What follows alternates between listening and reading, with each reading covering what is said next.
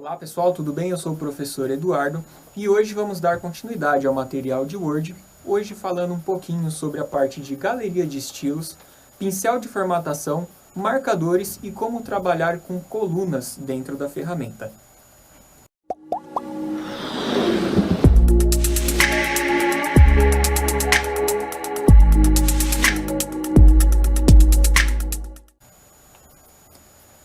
Bom pessoal, para a gente entender um pouquinho sobre estes elementos, vamos entender que estamos falando basicamente de toda a parte de edição do documento.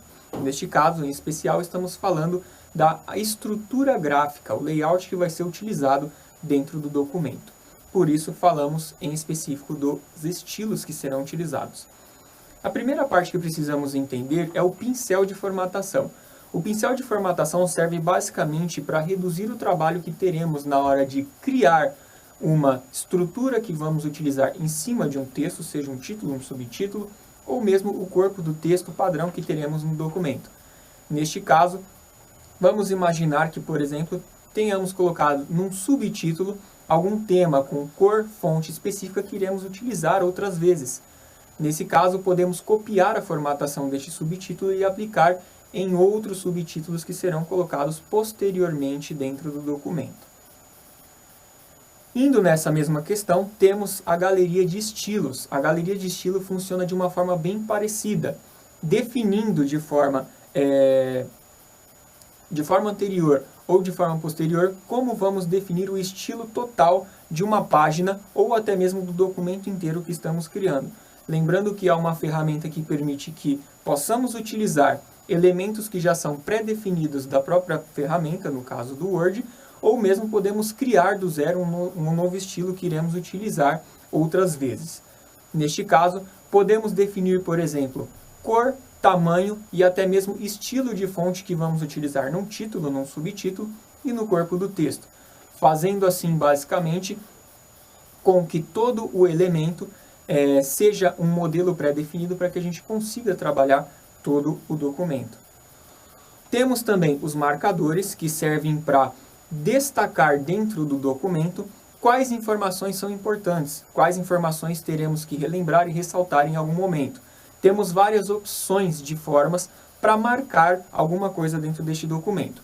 Uma delas são os marcadores padrão, que podem marcar basicamente com marcadores circulares, marcadores retangulares, ou até mesmo em formato de visto, de certo, para que a gente lembre de que é algo que a gente precisa de fato avaliar e relembrar dentro do texto.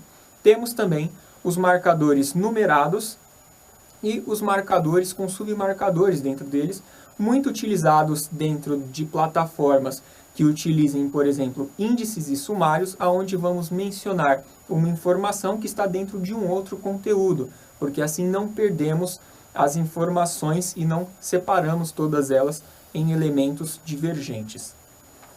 Vamos falar também um pouco sobre as colunas, como definir as colunas. Como eu havia mencionado em algumas aulas anteriormente, quando a gente trabalha com uma coluna, na maioria dos casos vemos essas informações dentro de elementos que lidam diretamente com algum monólogo, seja uma revista ou seja até mesmo um jornal.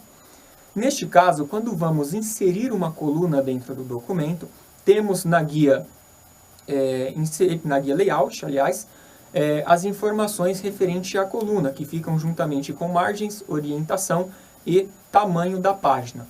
Este quarto item, as colunas, a gente pode definir basicamente quantas colunas terá dentro do documento, qual o espaçamento entre elas e basicamente o alinhamento. Então podemos definir duas colunas com uma estreita e outra mais longa, podemos definir duas colunas centralizadas e ambas com o mesmo tamanho de dimensões, assim como também podemos trabalhar com espaçadores entre elas, marcando linhas e até mesmo definições gerais de elementos gráficos dentro das colunas.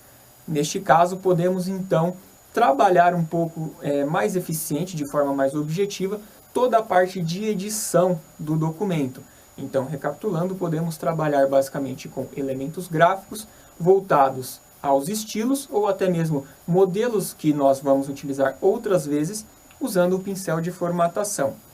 E também temos os marcadores que servem para ressaltar informações que são essenciais dentro de um documento ou que valem ser lembradas em um momento póstumo.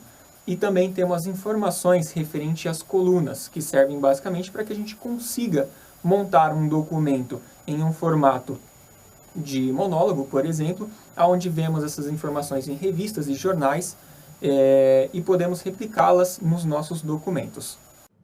Bom, pessoal, essa foi a aula de hoje. Qualquer dúvida, deixem nos comentários abaixo, façam os exercícios e bons estudos.